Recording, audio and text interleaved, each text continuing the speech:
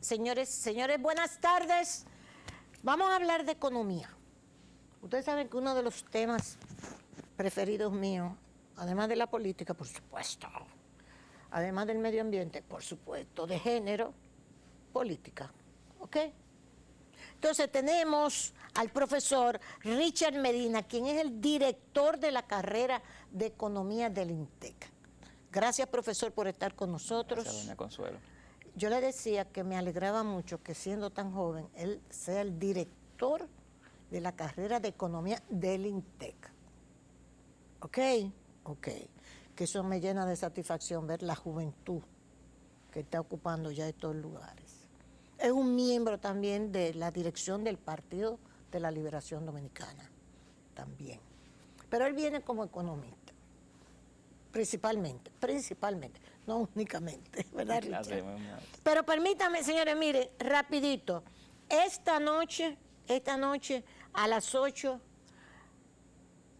vamos a poner a circular, porque vamos a estar ahí, el libro El Doctor de José Miguel Ángel Soto Jiménez, del general Soto Jiménez.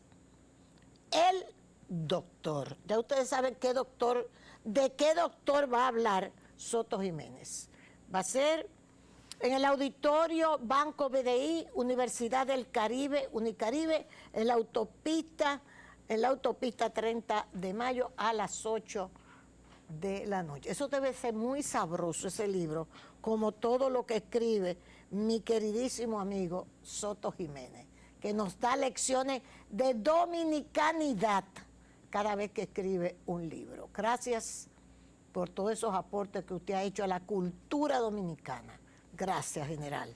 También nos tenemos la invitación, ya ustedes la vieron, quiero repetirla, y tenemos un video nuevo de la invitación a la marcha que tenemos en Santiago, el Instituto Duartiano. Vamos a ver este video nuevo que nos acaban de enviar desde Santiago. ¿Tú lo tienes, Edwin? Ok, vamos a ver.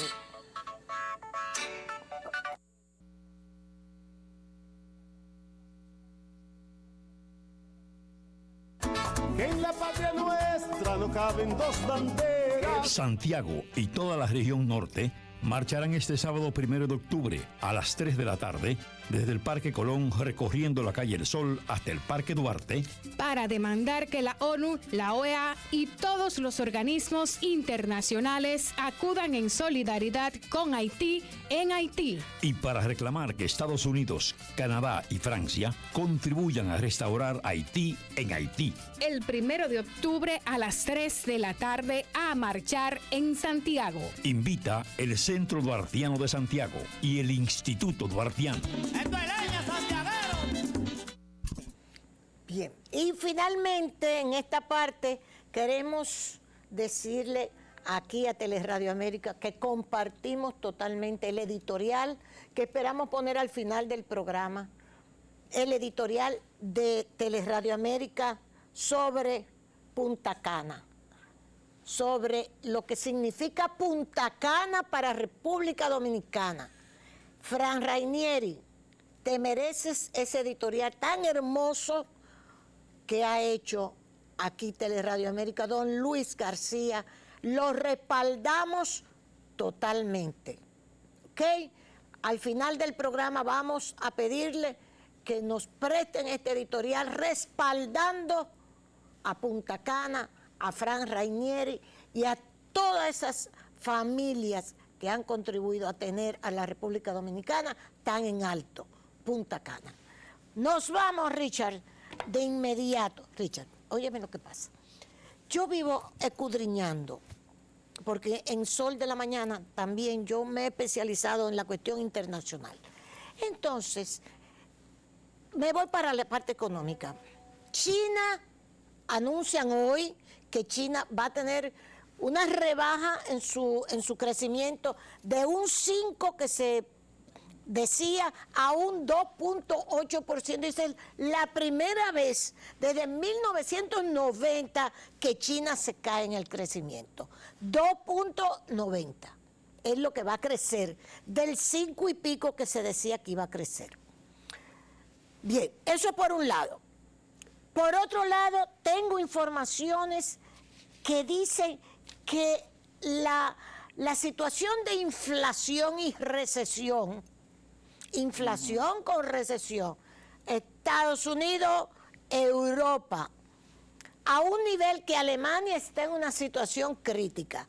La Gran Bretaña está en una situación crítica tan grande que se cree que la señora que acaba de subir como primera ministra, Liz Truss, va a hundir su partido Tory a los conservadores y los laboristas van a ganar las elecciones en Gran Bretaña con la situación económica desastrosa que hay.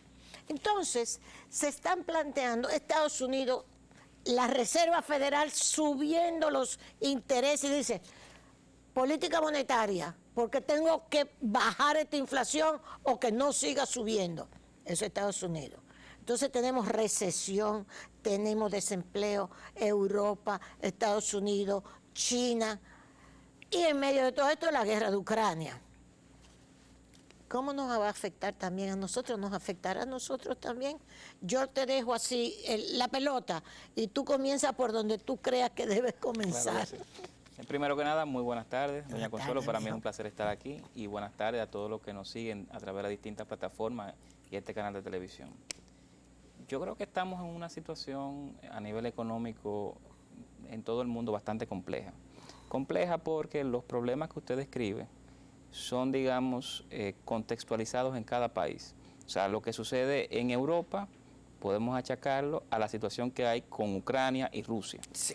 Lo que sucede en China es una situación que hay en China.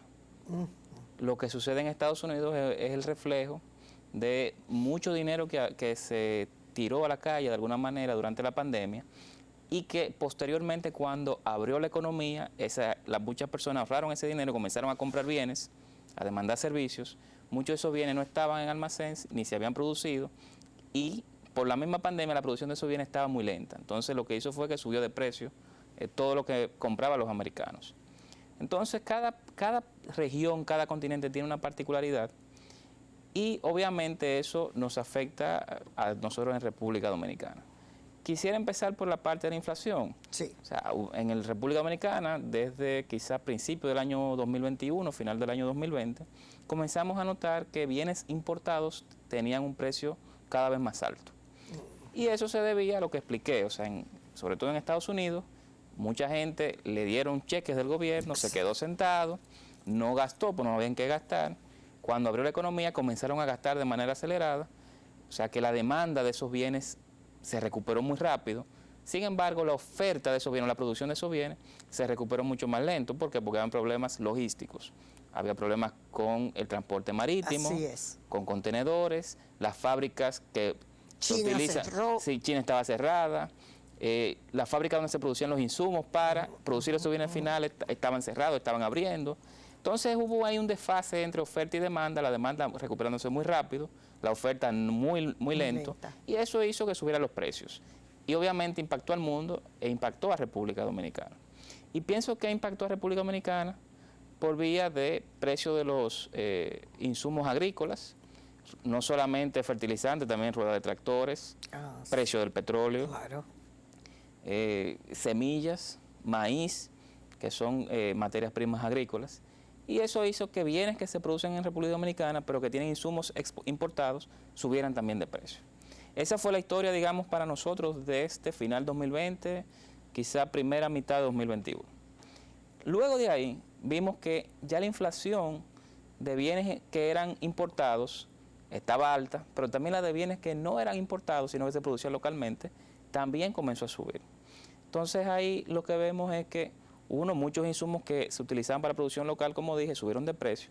Pero también habían empresarios que veían que la inflación iba a subir, que entendían que para resuplir su inventario tenían que buscar más dinero, comenzaron también a ajustar los precios antes de. Y que también preveían que de alguna manera los salarios iban a comenzar a subir en algún momento, iban a tener demanda al alza. Entonces se dio un escenario donde los precios subieron tanto de bienes importados como de bienes de producción local. Y esa es la República Dominicana que vivimos después de agosto del año pasado hasta ahora. El gobierno actuó, frizó una serie de precios de consumo masivo, como el precio de los combustibles, del GLP, y lo ha mantenido frisado con un subsidio que ahora mismo supera los 30.000 millones de pesos. ¿Cuánto? 30.000 millones de pesos. 30.000. 30.000 millones de pesos. ¿El subsidio? A los combustibles. Y Wow. subsidió fertilizantes, subsidió maíz, subsidió una serie de bienes que se utilizan en la producción agrícola. Yo pienso que fue acertado, eso es algo que han hecho todos los países y que en este país lo hemos hecho siempre. En 2008 lo hicimos con Leonel Fernández y lo hicimos en 2012, 2013 con Danilo Medina. No obstante, pienso que el gobierno debió focalizar ese subsidio en puntos de la cadena de producción. ¿A qué me refiero? No es lo mismo subsidiar la comida, que ya subió de precio, el gobierno que está pagándola, que subsidiar parte de los insumos que se utilizan para producir esa comida. Por ejemplo, el gasoil utilizado en agricultura, los fertilizantes se subsidiaron, yo creo que tarde, debieron haberse empezado a subsidiar antes, para que no se duplicaran en precio como pasó. Entonces yo creo que ahí, digamos, el timing o cuando entraron ahí los subsidios fue importante, porque ya cuando entraron se mantuvieron fijos o más o menos fijos los precios, pero subieron mucho de entrada. Y como estamos hablando de que los precios subieron sobre todo en bienes agrícolas, bienes que se comen en comida, eso afecta más que nada a la clase más desposeída. Claro, o sea, la inflación medida para los llamados quintiles 1 y 2, quintiles es el 20%, un 20% de la población, la inflación para el 40% de la población más pobre ha subido en doble dígito, o sea, más de 10%, 10.5, 10.8%. Sin embargo, la inflación para los quintiles más ricos, o sea, el 40% más rico de la población, ha subido en alrededor de 8%. O sea, que usted ve que eso lo que viene es aumentar esa brecha de ricos y pobres que tenemos. Exacto. Hay otras situaciones que se presentan con el país. En lugar, o sea, nosotros vemos que el peso dominicano se ha apreciado frente al dólar. ¿Qué significa eso para nosotros? Cuando hablamos de que el peso se aprecia, es sencillamente que un dólar en República Dominicana tiene un precio. Sí. Cuando decimos que el peso se aprecia, es que el precio del dólar, o sea, cuántos pesos yo tengo que buscar para comprar un dólar, baja. O sea que el precio del dólar bajó en los últimos meses y ha bajado en alrededor de un 6% desde febrero de este año. Es una apreciación bastante importante. El dólar se ha fortalecido frente a otras monedas, salvo en América Latina, solamente la moneda de Brasil, la moneda de Uruguay y la moneda dominicana. Sé que ha sido lo opuesto, o sea que nosotros estamos dentro de la excepcionalidad en el mundo. Y eso se debe más que nada el año pasado a todas las remesas que vinieron, y este año se debe a que el Banco Central ha estado subiendo su tasa de política monetaria, su tasa de interés. Eso ha hecho que suba la tasa de interés de los activos, o de la tasa de interés que pagan las inversiones que se pueden hacer en República Dominicana, y eso ha traído muchos capitales del extranjero. Entonces, esos capitales vienen en dólares, quedan aquí en dólares, también el gobierno ha tomado mucha deuda en dólares, desde 2020 a la fecha. Entonces, toda esa cantidad de dólares que hay en República Dominicana, producto de deuda del gobierno, inversiones de agentes extranjeros que quieren invertir en República Dominicana, ha generado una gran cantidad de dólares en la economía. Es decir, ha habido un aumento de la oferta de dólares. De la oferta de dólares. Vamos a decir de la entrada. El turismo tiene que ver con eso. El turismo, la recuperación también, pero más que nada es la inversión extranjera. Producto de eso, de que está subiendo mucho la tasa de interés en República Dominicana. Somos un país seguro relativamente. Pero eso nos conviene. Eso o a la larga no nos conviene el que nuestro peso se aprecie. Hay ganadores y perdedores. ¿Quiénes ganan? En teoría, los consumidores. ¿Por qué? Claro. Porque aquellos bienes que son importados, que compramos en el extranjero, cuando se venden en dólares. Entonces, si tenemos que buscar menos pesos para comprar esos dólares, en teoría nos salen más baratos. ¿Por qué? Porque lo compramos en pesos. El detalle ahí está en que, ciertamente, esos bienes importados, se le ajusta el precio una vez estén aquí. Porque la experiencia de 2005, cuando bajó el dólar después de la crisis bancaria de Baninter, fue lo opuesto, fue que los precios quedaron fijos. Aumentaron ciertos comerciantes aumentaron sus márgenes. Entonces esperamos que ahora no pase eso, sino que los márgenes se mantengan igual y por lo tanto los precios bajen al consumidor final. Lo otro es que ¿a quién no beneficia? A los exportadores. Si bien beneficia a los importadores, no beneficia o perjudica a los exportadores, al menos en el corto plazo. ¿Por qué? Porque si ellos venden, vamos a decir algo, un bien que cuesta 100 pesos, imaginémonos que el dólar estaba a 60. Si usted divide 100 entre 60, le da un número. Ahora bien, cuando el dólar baja a 50, ya sería 100 entre 50, le da 2, que es un número mayor que 100 entre 60. Entonces eso hace, entre otras cosas, que suba el precio que pagan los extranjeros por los bienes que nosotros exportamos. Entonces digamos que ahí hay perdedores. Sí. ¿Quién pierde también? El turismo. ¿Por qué? Porque a los turistas les sale más caro venir a República Dominicana. Exacto, o sea, sus dólares cuando vienen aquí rinden menos.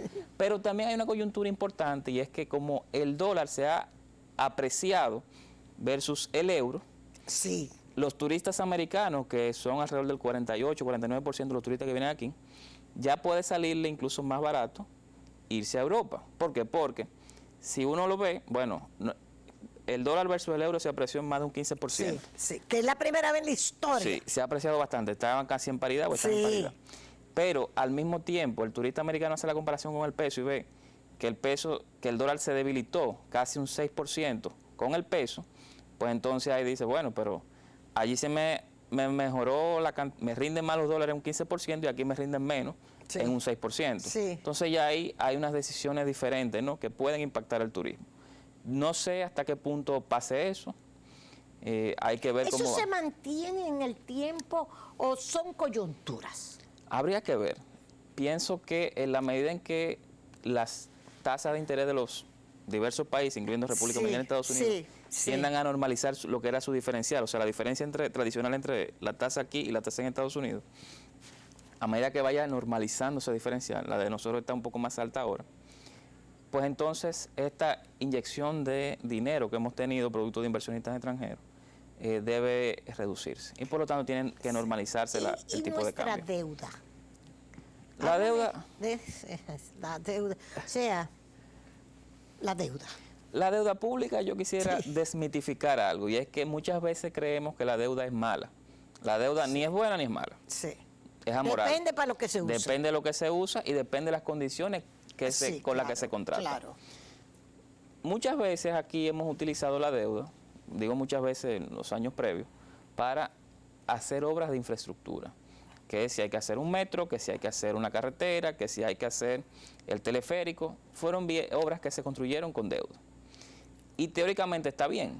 ¿Por qué? Porque uno, es algo productivo que necesita el país, mejora su nivel de eficiencia. Y segundo, una carretera la van a utilizar varias generaciones de dominicanos. Por lo tanto, no estaría bien que solamente una generación de dominicanos la pague, sino que con la deuda, diversas generaciones de dominicanos vayan pagando sus impuestos y vayan pagando ese bien que construyó el gobierno. Eso es a nivel teórico. Ahora bien, cuando la deuda se toma, como se ha estado tomando de 2021, para pagar gastos corrientes, estamos gastándola. Gasto corriente sería nómina, pago de intereses y compra de bienes y servicios. Estamos utilizando la medida que yo utilizo, que yo veo ahí es si mis ingresos me dan para cubrir todo mi gasto corriente. Sí. Si no me da, pues entonces hay una diferencia que yo tengo que tomar prestado para pagar gasto corriente. Sí. Que es algo que pasó el año anterior, pasó en 2020 por la pandemia, el año pasado sucedió, decimos que quizá por el tema de las vacunas, vamos a tomarlo por ahí, pero probablemente pase este año y ya la excusa de la vacuna el argumento de las vacunas ya no va a ser válido. Entonces la deuda no es ni buena ni mala, es amoral, o sea, es algo que está ahí, depende para qué se use y las condiciones. ¿Qué sucede? Que ahora mismo lo que se habla es que la deuda, como porcentaje del Producto Interno Bruto, del PIB, de la economía, ha bajado. ¿Por qué? Porque el PIB ha subido debido a la inflación que hemos visto y debido a la apreciación del peso que usted menciona. Sí, sí. Entonces eso ha hecho que sube el PIB. Y que sube el PIB más rápido que la acumulación de la deuda. Y por lo tanto, la deuda contra el PIB ha bajado. Pero cuando vemos el tamaño de la deuda, en dólares, la deuda ha subido bastante. De hecho, en los últimos 24 meses, ha subido en alrededor de 2/3 de lo que subió los 8 años previos. O sea, 2/3 De lo que subió en los 8 años. En los últimos 24 meses. O sea, En los últimos 24 meses. ha subido 2/3 de lo que subió en los 8 años previos. Wow. Eso en términos nominales. Me pueden sí. decir que sí, que es verdad, pero que la economía es más grande, Sí. lo cual es cierto. Sí. Aún así, yo creo que hay que prestarle atención, entre otras cosas, porque ya el pago de intereses de la deuda, que es lo que realmente preocupa Exacto. a inversionistas de todo el mundo cuando hacen análisis de sostenibilidad de la deuda, está en alrededor de un 24% del tamaño de nuestros ingresos. Es una de las proporciones más altas del mundo. Pienso que eso ¿Cuál sería no es saludable. Saludable. ¿Cuál sería un porcentaje saludable? Menos de alrededor de 15%, 16%. O sea que estamos bastante elevados. Bastante lejos, sí. Yo creo que ahí lo que hay es que ralentizar el gasto. O sea, que el gasto no suba de manera tan acelerada. No es eliminar gasto, Pero no si es parar el gasto. Sí, lo que me preocupa es que se ha estado hablando de que no hay tanta inversión de capital. Y entonces, sin embargo, ¿qué hacemos con el dinero? ¿Qué es lo que estamos haciendo? Pagar nómina y Pagar nómina, pagar los intereses. pagar nómina, pagar intereses. Y el año pasado, en algo que no es lo normal, el gobierno dejó en cuentas 31.000 millones de pesos de deuda que tomó en exceso, que ya este año dijeron que lo van a utilizar para cubrir parte de los subsidios que están pagando este año. Ok. O sea que se tomó el dinero prestado el año anterior en exceso y se va a utilizar este año. Este año. Wow.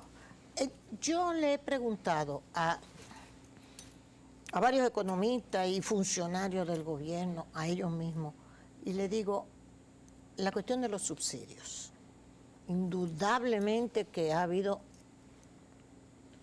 vamos a decir, una política de subsidio amplísima. Bien. Y más con la pandemia, con esto, con lo otro, perfecto. Yo estaba leyendo, ¿el subsidio eléctrico por cuánto va? El subsidio eléctrico debe andar más de 700 millones de dólares. 300 millones. 700 millones de dólares. 700 millones Eso de era dólares a junio de este año. a junio, o sea, comenzando en enero. De enero a junio. 700 millones de dólares. Sí. Nosotros vamos a tener, yo le he dicho, pero nosotros vamos a tener que hacer obligatoriamente, sea el gobierno que sea, la reforma fiscal. Bueno, ya este gobierno esta administración trató de hacerla. De hacerla, yo sé. La propusieron. Sí. Porque quizás no era el momento saliendo ya de este tema de la pandemia.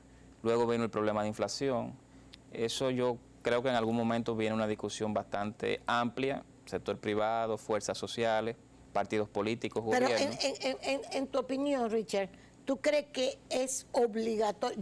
Yo que no sé nada de esto, pero creo que va a ser obligatorio hacer la reforma fiscal. En algún momento debemos tener esa conversación como país. Como país. Porque la dinámica de los déficits fiscales que hemos visto tiende a mantenerse o crecer. Este año va a ser de 3.6% del PIB, más los gastos estos de emergencia deben andar por 3.8% del PIB. En años anteriores era de 3, 2.8, por lo tanto ya tenemos 2 años por encima de ese promedio de los últimos 15 años, lo cual nos dice que la situación es estructural, o sea que por más que digamos... Pero el Fondo Monetario Internacional cuando ha venido aquí, en todos esos comunicados del Fondo Monetario Internacional, hasta antes de la pandemia, toda esta gente que viene siempre a hacer estos estudios de cómo sigue la economía, terminaba diciendo que había que hacer la reforma tributaria. Daba recomendaciones, una de las cuales era la reforma tributaria. Y decía, el sector eléctrico, el subsidio eléctrico, tenemos el subsidio a los combustibles, los subsidios sociales. Ay, ¿de dónde va a sacar? A mí me preocupa, sea el gobierno que sea, ¿de dónde diablo va a sacar tanto dinero para tantos subsidios? Eso es cierto. Yo pienso que la discusión que debemos tener antes de hablar de la reforma tributaria o de la reforma fiscal, tributaria es solamente de impuestos, fiscal incluye también la parte del gasto, es ver cómo podemos reducir las pérdidas eléctricas. La reforma, Cuando tú hablas de tributaria, quiere decir Impuestos. impuesto. Pero cuando tú hablas fiscal, quiere decir impuesto más el gasto. Más que mejora de debería gasto. ser así, ¿verdad? Sí, siempre hay un componente, aunque se privilegia por la facilidad que hay de recaudar la parte tributaria. Sí, Es más difícil recortar gastos o eliminar gastos que aumentar impuestos. Es más difícil. Es más difícil desde un punto de vista de gobierno, Sí. reducir gastos, cortar gastos, Claro. y más en el país, en este país donde el gasto es muy rígido. O sea, lo que se gasta es nómina, lo que se gasta es subsidio, lo que se gasta es transferencias al sector eléctrico, transferencias al sector agua, transferencias a los hogares. Entonces es muy difícil, por más que digamos que no, porque aquí se dijo que no, que era fácil reducir 158 mil millones de pesos en gastos. Por más que digamos eso no es algo posible. O sea, reducir gastos no es algo tan fácil como se dice, y más en condiciones como la que tenemos nosotros acá, que el gasto ya es muy apretado porque recaudamos poco. Recaudamos poco. Tanto el sistema tributario nuestro habría que revisarle su calidad. Vamos a decir, la calidad. Sí, claro. Hay que revisarle la calidad. Sí, claro. Porque revisar. nosotros tenemos, por ejemplo, hoy estábamos hablando en Sol de la Mañana, en la factura de telefónica nosotros tenemos selectivo al consumo.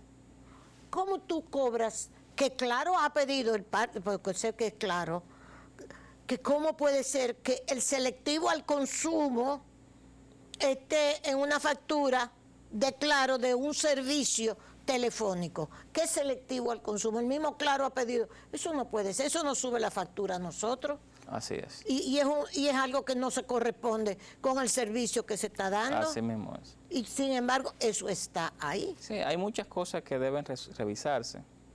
Revisarse también al alza o a la baja tasas de cobro de impuestos. Sí. Hay algunas que están más altas del promedio de América Latina, otras están más bajas.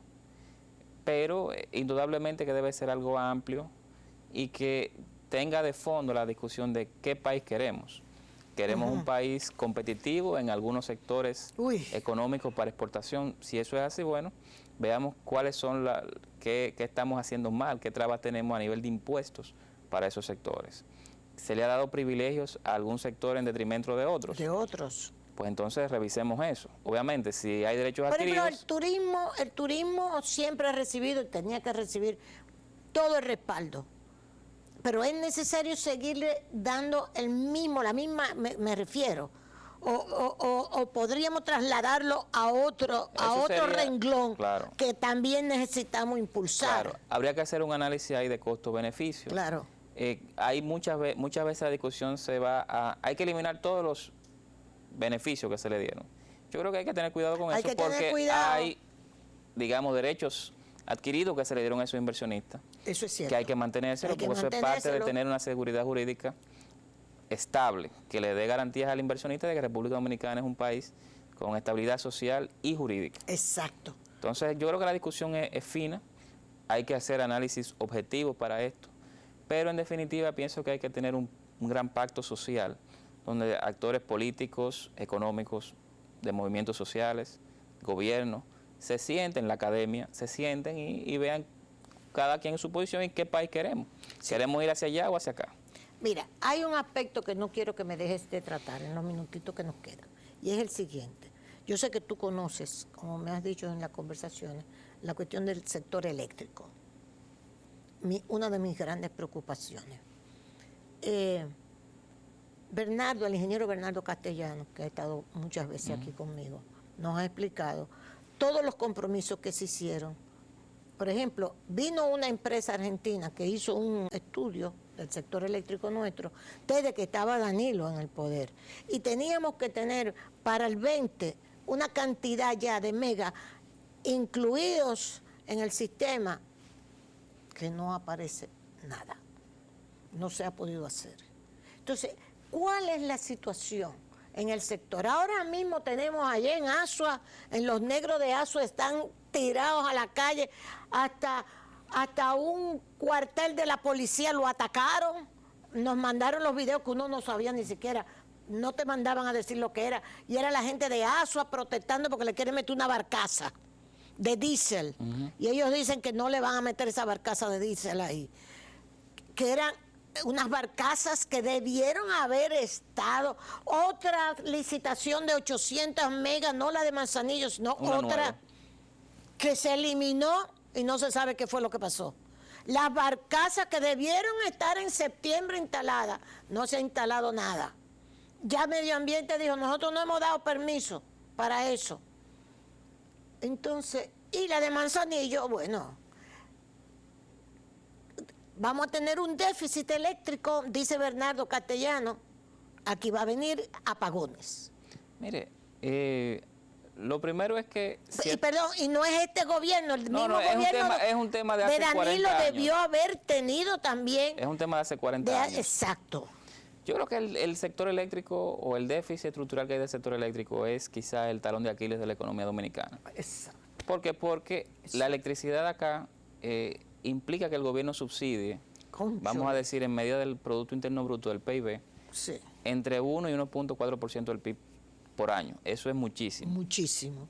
Pensemos que eso es equivalente como al 8% de todo el gasto del gobierno, Concho, en promedio. caramba. Es bastante. Y es una situación, como usted bien dice, que viene desde hace 30, 40 años. Sí, señor. ¿Qué sucede aquí? Hay dos temas. Usted menciona el tema de generación eléctrica Sí, y también hay un tema de distribución eléctrica. A nivel de generación, este gobierno tenía el plan de adicionar 2.000 megavatios nuevos de capacidad instalada en lo que se llama energía de base. Energía de base es energía de algún combustible que no sea renovable y que por lo tanto es más confiable en el sentido de que usted busca el combustible, si la planta está buena, la planta opera. En el caso de la eólica, los molinos se ponen en sitios donde hay viento, Claro. pero si no sopla el viento no hay electricidad, Claro. aunque usted quiera la electricidad. sí. Entonces, se habló de 2.000 megavatios nuevos de capacidad instalada. Es necesario. Yo creo que no es tan crítico como se argumentó cuando se habló de estos 2.000 megavatios nuevos. ¿Por qué? Porque todavía hay plantas que, aunque son más caras, están disponibles y que quizás no se están usando. De esos 2.000 se dividen en 3 grandes bloques, como usted bien dijo. 800 megavatios en Manzanillo, Sí. a gas natural, que ya fue adjudicada a 2 consorcios Sí. de empresas formados por compañías Sí, dominicanas. dominicanas. Esos son a gas natural e incluye también una regasificadora, que es una planta que convierte el gas de cómo se trae en barco a cómo se utiliza en las plantas para quemarlo y generar electricidad. Ahí la situación está en que después de que se dijo quiénes ganaron, no se ha vuelto a hablar del tema. Nada. Pero como el gas natural está tan caro Tan ahora caro, mismo, esa es otra. hay que ver si ese proyecto es bancable, es decir, que si los bancos están dispuestos a prestar dinero en el corto plazo. Yo creo que lo más sano sería esperar a ver qué sucede con el gas, si comienza a bajar después del invierno, para analizar contratos de largo plazo con ese proyecto. Contratos de largo plazo de gas que permitan ir a los bancos y efectivamente tener ahí a disposición un préstamo de un tamaño apreciable. Lo otro Sí. es ver cuál va a ser el rol del gobierno. Estos proyectos, cuando se inician, el gobierno le da un PPA, se llama Power Purchase Agreement, o sea, un contrato de compra-venta de electricidad. Ese PPA debería ser, digamos, no debería tener garantía soberana. Hay que ver si el gobierno le da la garantía soberana. Los otros proyectos, los otros 800 megavatios que usted dice, nadie sabe, yo no he Nadie. vuelto a ver información. Ahí se armó un Y está el lío. problema de las barcazas, Las que son barcazas. caras, pero es una solución a corto plazo que hay, lo cual entiendo que no es criticable, al margen de las consideraciones medioambientales. Sí. Y sobre la parte de distribución, las pérdidas están muy altas. Pero de siempre. Habían bajado. ¿Habían bajado? Sí, en el 2019 estaban en 27%, ahora están en 31%. La idea era que siguieran Y la bajando. cuestión, no quiero que te vayas. ¿Y qué vamos a hacer con la distribuidora? Eso ahí las distribuidoras ¿Eh? yo creo que deben invertir fuertemente en rehabilitar circuitos, repotenciar Pero no subestaciones. tienen ni siquiera contadores para instalarlo. Tienen que hacer los procesos de La compra pérdida, para comprar. están mintiéndole a la gente, cobrándole factura sin contador, Yo creo que ahí en un informe que leyó Julio Martínez Pozo, el gobierno que es debe, un acuerdo. el gobierno debe poner ojo con eso, porque pérdidas más altas y cobranzas más bajas como tenemos ahora es sinónimo de que va a haber que buscar más dinero para subsidiar las EDES y el sector completo. Y es dinero que debiéramos estar usando para remodelar hospitales, para hacer carreteras, para terminar las circunvalaciones de Bani Asua, y que estamos lamentablemente utilizándolo para pagar electricidad. Ese sector eléctrico, qué brega dado. Sí, ojo, que no es algo de ahora, es algo que tiene décadas. Pero por lo menos criticaron a Catalina y si no fuera por Catalina, ¿a dónde carajo estuviéramos? Es así. Eso es así. Richard, yo sí te agradezco que tú hayas venido. Te vuelvo a felicitar porque eres el director de la Escuela de Economía de INTEC. Me encantó eso. Nada, yo quisiera hacerte un asidue aquí. Pero cuando usted me diga, claro que sí. Yo vivo relativamente cerca, o sea que ya... Que ya estamos arreglados. Estamos ahí, somos vecinos. Qué bueno. Señores, mañana vamos a seguir hablando de economía, ¿eh?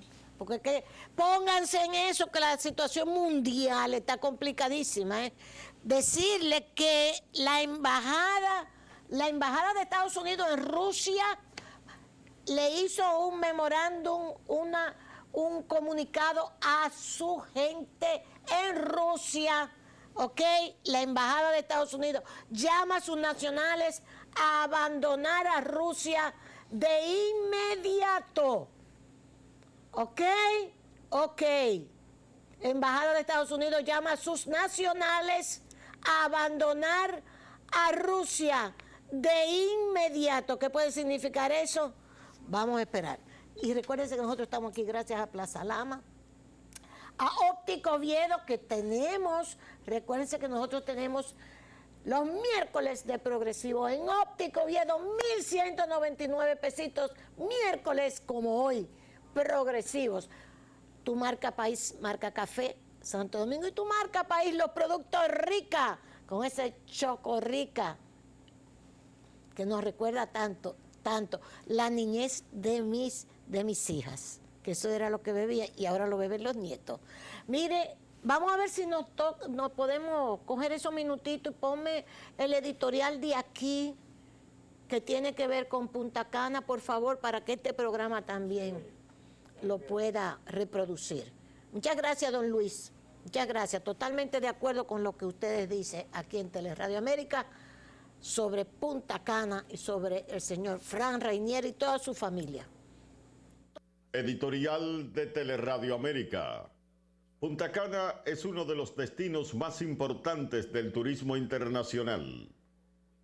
Estados Unidos, Canadá, Europa, Asia, Latinoamérica y en el Caribe, Punta Cana es el referente a la hora de pasar unas vacaciones en más de 50 playas exóticas, de prístinas aguas azules, en resorts que nada tienen que envidiar a los mejores del mundo.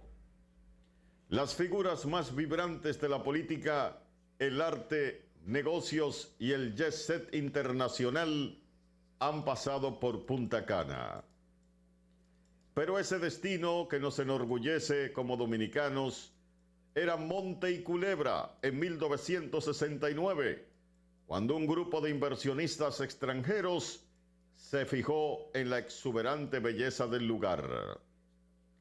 Esto cambió cuando Frank Rainieri y Theodore W. Hill vieron el potencial turístico de la zona y comenzaron a vender lotes para residencias e inauguraron un pequeño hotel, Punta Cana Club. Corría el año 1971. Lo demás es historia. Punta Cana, playas, campos de golf, tenis, hoteles, gastronomía y un aeropuerto que conecta con más de 100 ciudades en el mundo. Aeropuerto que recibe 8 millones de pasajeros, realiza 60,000 operaciones aéreas, que registra más de 70% de la llegada del transporte aéreo del país y está entre los principales de Latinoamérica. Punta Cana, el sueño hecho realidad de un emprendedor, Frank Rainieri, y el esfuerzo de toda una familia, la familia Rainieri.